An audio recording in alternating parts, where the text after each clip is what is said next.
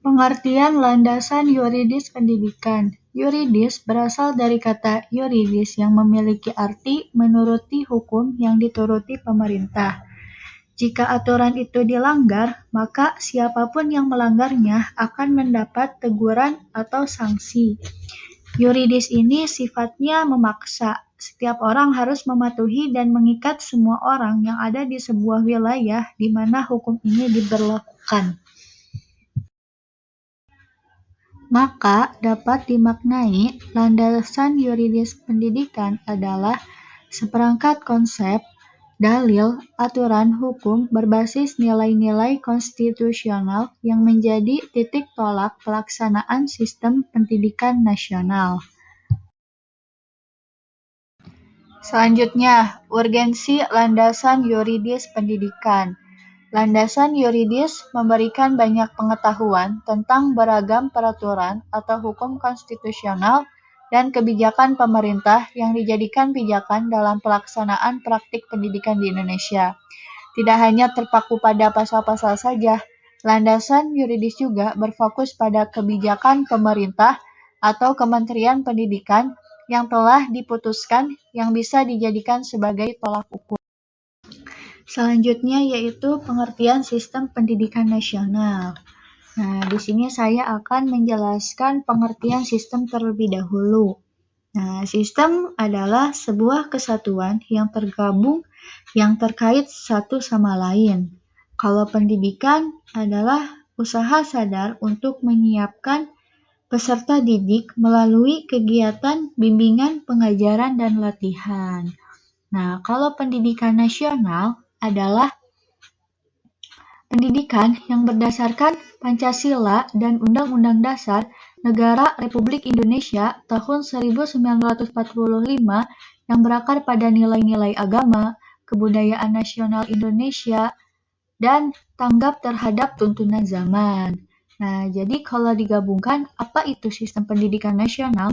Adalah satu kesatuan yang utuh dan menyeluruh yang saling berkaitan dan berhubungan dalam suatu sistem untuk mencapai tujuan pendidikan nasional secara umum.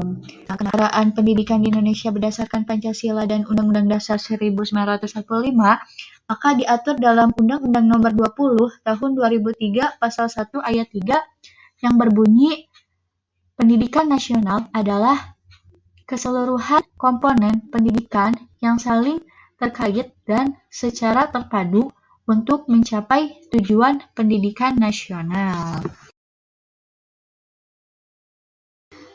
Selanjutnya yaitu fungsi dan tujuan sistem pendidikan nasional. Nah, fungsi dari pendidikan nasional yaitu untuk mengembangkan kemampuan serta meningkatkan mutu kehidupan dan martabat manusia Indonesia dalam rangka upaya mewujudkan tujuan pendidikan nasional. Jadi intinya yaitu untuk mencerdaskan kehidupan bangsa. Nah, mengapa sih harus ada pendidikan nasional?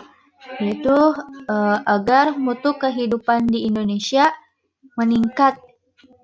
Tidak dipungkiri pendidikan itu sangat berpengaruh terhadap kualitas bangsa tersebut.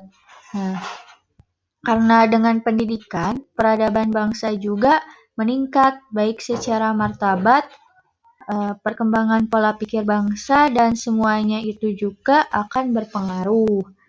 Nah, selanjutnya yaitu tujuan dari sistem pendidikan nasional, yaitu untuk mengembangkan kemampuan dan membentuk watak serta peradaban bangsa yang bermartabat dalam rangka mencerdaskan kehidupan bangsa dan perkembangannya. Potensi peserta didik akan menjadi manusia yang beriman dan bertakwa kepada Tuhan Yang Maha Esa, berakhlak mulia, sehat, berilmu, cakap, kreatif, mandiri, dan menjadi warga negara yang demokratis serta bertanggung jawab. Nah, misal apabila peserta didik belum memiliki akhlak mulia atau peserta didik belum kreatif, berarti masih menjadi PR bagi sistem pendidikan. Terkadang sistem sudah bagus tetapi pelaksanaannya kurang. Nah, itu selanjutnya yaitu ada visi dan misi sistem pendidikan nasional. Nah, visi dari pendidikan nasional yaitu terwujudnya sistem pendidikan nasional sebagai pranata sosial yang kuat dan berwibawa untuk memberdayakan semua warga negara Indonesia berkembang menjadi manusia yang berkualitas kita sehingga mampu dan proaktif menjawab tantangan zaman yang selalu berubah. Nah, jadi kita mau tidak mau di era digital ini, di era teknologi yang canggih ini, kita harus mengikutinya. Nah, jangan selalu mengikutinya. Seharusnya kita itu yang memproduksinya, yang membuatnya, membuat aplikasinya. Misi pendidikan nasional. Nah, poin yang pertama atau misi yang pertama yaitu mengupayakan perluasan dan pemerataan kesempatan memperoleh pendidikan yang bermutu bagi seluruh rakyat Indonesia. Contohnya yaitu seperti pengangkatan pegawai negeri sipil yang cukup besar di daerah terpencil atau mungkin daerah terpinggir. Nah, ini menjadi salah satu program untuk mewujudkan pemerataan kesempatan. Nah, misi yang kedua yaitu mengembangkan potensi anak bangsa secara utuh. Nah, bagaimana kalau tidak ada pendidikan? Nah, tapi dengan adanya pendidikan, anak bisa mengembangkan potensinya.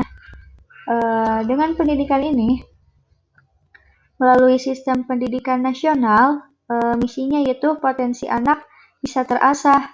Harapannya yaitu bisa mewujudkan masyarakat belajar. Nah, poin yang ketiga yaitu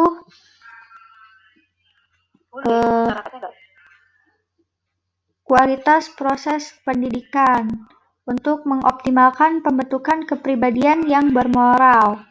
Misi yang keempat, meningkatkan keprofesionalan dan akuntabilitas lembaga pendidikan sebagai pusat pembudayaan ilmu pengetahuan keterampilan, pengalaman, sikap, dan nilai berdasarkan standar nasional dan global. Misi yang kelima, memberdayakan peran serta masyarakat dalam penyelenggaraan pendidikan berdasarkan prinsip otonomi dan dalam konteks Negara Kesatuan Republik Indonesia. Nah, justru di Indonesia ini pemerintah membebaskan masyarakatnya untuk membangun sekolah, tapi dengan syarat tertentu. Nah, tapi di luar negeri atau di Malaysia itu universitas itu atau perguruan tinggi itu ada 4 atau 5 karena hanya pemerintah saja yang boleh membangunnya.